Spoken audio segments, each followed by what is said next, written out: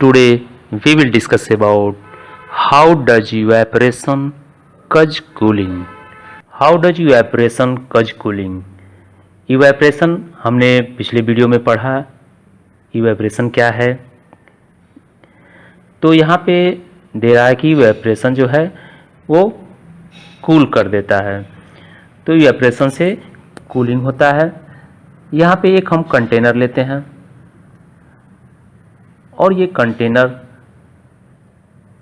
अगर हम रूम के अंदर इसमें वाटर फिल करके इसको ऐसे रख दें तो यहाँ पे देखेंगे कि आपका जो सराउंडिंग्स एरिया है इससे आपका हीट ऑफ एनर्जी जो होगा वो ये सरफेस एरिया पे ऊपरी सतह पे जो वाटर के पार्टिकल्स होंगे वो उसको एब्जॉर्ब करेंगे।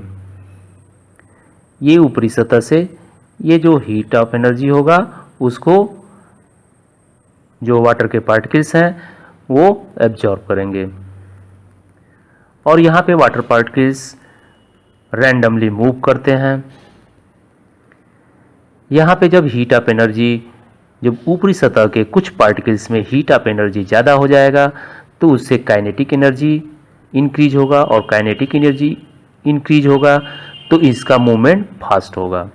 मूवमेंट फास्ट होगा तो ये मूव करते हुए ये सराउंडिंग एरिया में मिक्स हो जाएंगे, यानी एयर में ये मिक्स हो जाएंगे, यानी इसी को हम बोलते हैं इवेपोरेशन। तो ये इवेपोरेट होंगे और इवेपोरेट होके ये वाइपर बन के एयर में मिक्स हो जाएंगे। ये हमारा जो है the particles of liquid absorb energy from the surroundings. ये सराउंडिंग्स एरिया से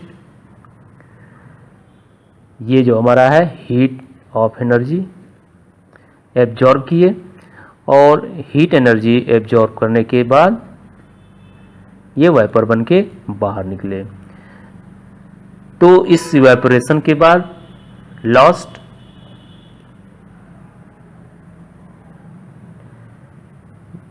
of energy during the evaporation make the surrounding cold, यानी हमारे सराउंडिंग्स एरिया को कोल्ड कर देंगे। ये हमारे सराउंडिंग्स एरिया को कोल्ड करेंगे।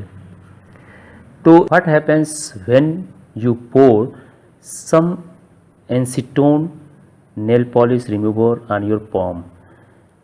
ये नेल पॉलिश घर पे देखे होंगे, नेल पॉलिश रिमूवर जो होता है वो आप अपने पॉम या हथेली पे लगाते हैं तो वहाँ क्या महसूस होता है? कूल महसूस होता है। तो ये नेल पॉलिश में एसीटोन होता है जिसकी वजह से ऐसा होता है। एसीटोन जो है उसमें इवेपोरेशन फास्ट होता है। तो यहाँ पे देखिए जब आप नेल पॉलिश रिमूवर अपने पॉम पे लगाते हैं तो ये इसके पार्टिकल्स जो होते हैं पार्टिकल्स गेन एनर्जी, ये एनर्जी गेन करते हैं, हीट एनर्जी गेन करते हैं। कहाँ से? From your palm. अब ये आपके हथेली से या हाथ से ये हीट एनर्जी इसके जो नेल पॉलिश के पार्टिकल्स होते हैं वो गेन करते हैं और उसके बाद से जब उनको एनर्जी उनको मिलता है हीट एनर्जी तो इवेपोरेट होना शुरू हो जाते हैं। इवेपोरेट होने के बाद ये पॉम को क्या होता है, जो आपका पॉम जो है पॉम टू फील कूल, यानी आपका जो पॉम है वो ठंडा महसूस करता है। तो यहाँ से आपके बॉडी से एनर्जी गेन करने के बाद ये फास्ट इवेपोरेट होते हैं। इसका इवेपोरेशन वेरी फास्ट होता है और उसके बाद से आपके पॉम में कूल महसूस होता है। After a hot sunny day people sprinkle water on the roof or open ground। जैसे काफ़ी गर्मी वाला धूप हुआ है, तो धूप समाप्त होने के बाद शाम को जो छत होता है, छत के ऊपर आदमी पानी गिराता है, पानी से धोता है, या कोई ग्राउंड है उस पे पानी, ओपन ग्राउंड में पानी छिड़कता है, जिससे कि वहाँ पे ठंडा हो जाता है, वो रूफ यानी छत या ग्राउंड ठंडा हो जाता है। तो कैसे होता है, जैसे हमने ग्राउंड पे या रूफ पे वाटर यहाँ पे स्प्रिंग किया, तो यहाँ वाटर गिरने के बाद क्या होता है, जो रूफ के अंदर हीट होता है, हीट एनर्जी जो होता है, ये वाटर के पार्टिकल्स उसके क्या करते हैं, एब्जॉर्ब करते हैं। वाटर के जो पार्टिकल्स इसमें हैं वो एब्जॉर्ब होते हैं, एब्जॉर्ब होने के बाद इवेपोरेट होते हैं। तो आपने पढ़ा होगा लेटेंट हीट, जिसको हम हिडन हीट भी बोलते हैं। तो लेटेंट हीट यानी वो जो आपने पानी यानी वाटर जो यहाँ पे गिराया था, उस वाटर के पार्टिकल्स जो हैं ये रूफ के हीट को एब्जॉर्ब करते हैं और उसके बाद से यहाँ से इवेपोरेट होना शुरू हो जाते हैं। सरफेस एरिया यहाँ ज़्यादा है तो इवेपोरेशन फास्ट होता है। इवेपोरेशन होने के बाद जो रूफ है वो क्या हो जाता है, कूल हो जाता है। Why should we wear cotton clothes in summer? ये गर्मी के मौसम में कॉटन क्लॉथ क्यों पहनना चाहिए? आपको मालूम होना चाहिए कि जो हमारा कॉटन क्लॉथ है,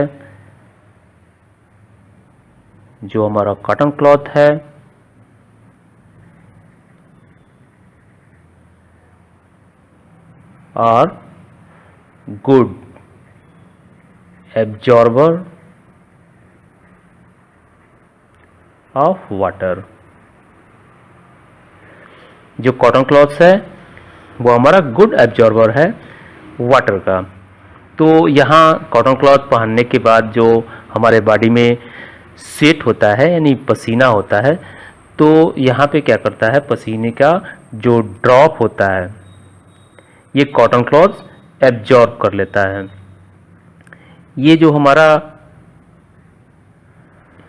ड्रॉप है, ड्रॉप ऑफ स्वेट यानी पसीना जो है, इसको कॉटन क्लॉथ आसानी से एब्जॉर्ब कर लेता है। एब्जॉर्ब करने के बाद आप देखे होंगे कि ये जो है ये इस पे पूरा स्प्रेड हो जाता है, ये पूरा वेट हो जाता है यानी गीला हो जाता है। तो यहाँ पे एब्जॉर्ब होने के बाद ये पूरा स्प्रेड हो जाता है। जो कॉटन है आपके बॉडी के पसीने को, स्वेट को ये पूरा एब्जॉर्ब कर लेता है। तो इससे इस ड्रॉप ऑफ स्वेट का सरफेस एरिया जो है वो बढ़ जाता है। सरफेस एरिया जो है ये बढ़ जाता है और सरफेस एरिया ज़्यादा होने के बाद, जब सरफेस एरिया ज़्यादा होगा तो हमारा इवेपोरेशन जो है उसका रेट आप पिछले वीडियो में पढ़े हैं कि जब हम सरफेस एरिया इंक्रीज करेंगे तो रेट ऑफ इवेपोरेशन इंक्रीज होगा। तो यहाँ पे जो है ड्रॉप ऑफ स्वेट आपके कॉटन क्लॉथ पे एब्जॉर्ब होने के बाद स्प्रेड हो गया यानी सरफेस एरिया उसका ज़्यादा हो गया, तो इवेपोरेशन यहाँ पे फास्ट होगा, इंक्रीज होगा। ये जो आपका ड्रॉप ऑफ स्वेट है ये आपके बॉडी से हीट एनर्जी जो है, हीट एनर्जी एब्जॉर्ब करेगा और हीट एनर्जी एब्जॉर्ब करने के बाद ये इवेपोरेट हो जाएगा और ये इवेपोरेट होने के बाद आपके बॉडी को कूल करेगा। तो इसलिए गर्मी के दिनों में हमको कॉटन क्लॉथ पहनना चाहिए, जिससे कि हमारे बॉडी के स्वेट को वो एब्जॉर्ब करता है और बॉडी के टेम्परेचर यानी हीट एनर्जी को वो एब्जॉर्ब करता है और लेटेंट हीट ऑफ वेपोराइजेशन के थ्रू ये इवेपोरेट होता है और इवेपोरेट होने के बाद बॉडी को कूल कर देता है। Why do we see water droplets on the outer surface of a glass containing ice cold water। जैसे कि यहाँ पे आपका ग्लास में अगर आइस रखा हुआ है, इसमें आइस रखा हुआ है, तो ये ग्लास क्या होता है, ग्लास का जो सरफेस है वो कोल्ड हो जाता है। यहाँ पे आइस रखा हुआ है, आइस कोल्ड वाटर, तो ये पूरे ग्लास को क्या करता है, कोल्ड कर देता है। इसको समझने से पहले एक आप जनरल देखे होंगे कि हम कोल्ड ड्रिंक लेते हैं, तो कोल्ड ड्रिंक का जो बॉटल होता है, ये हम कोल्ड ड्रिंक का बॉटल होता है, ये बिल्कुल कोल्ड होता है। और अगर हम इस कोल्ड ड्रिंक को रेफ्रिजरेटर से निकालने के बाद अगर हम टेबल पे रख दें, तो कुछ देर बाद पता चलेगा कि आप देखेंगे कि यहाँ पे ये जो है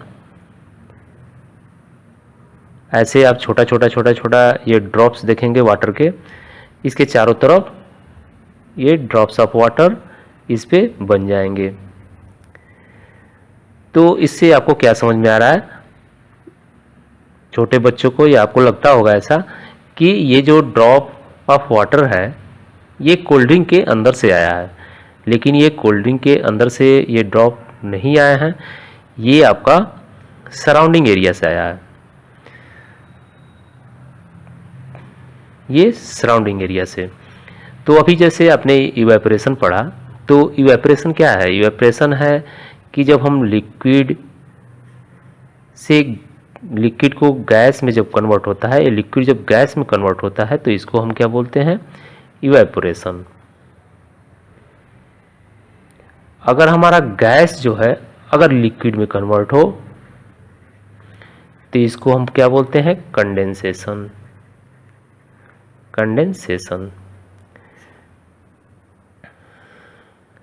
तो ये कंडेंसेशन जो है, अभी आप देखे होंगे कि लिक्विड जो है, लिक्विड गैस में कन्वर्ट होता है, उसको हम इवेपोरेशन बोलते हैं।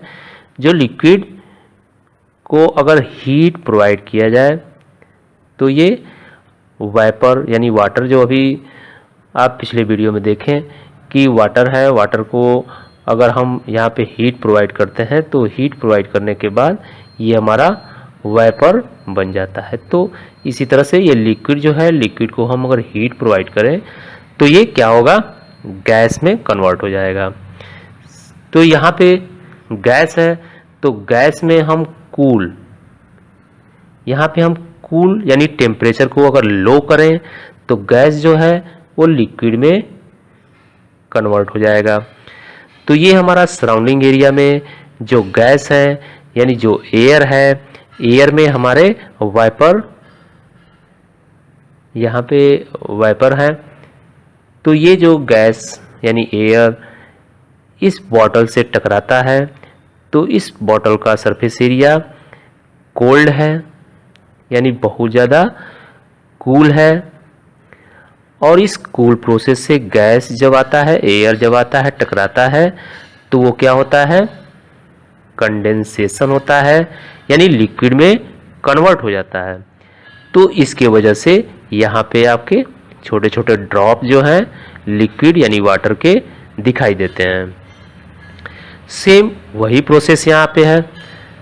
Why do we see water droplets on the outer surface of a glass containing ice cold water? यानी अगर इस ग्लास में आइस कोल्ड वाटर भरा हुआ है, तो इसका सरफेस एरिया जो होगा वो क्या होगा, जो ग्लास का आउटर सरफेस एरिया होगा वो काफ़ी कोल्ड होगा यानी ठंडा होगा। तो इससे हमारे जो सराउंडिंग एरिया से जो ये गैस यानी एयर इससे टकराएगा, तो टकराने के बाद यहाँ पे क्या होगा, कंडेंसेशन होगा।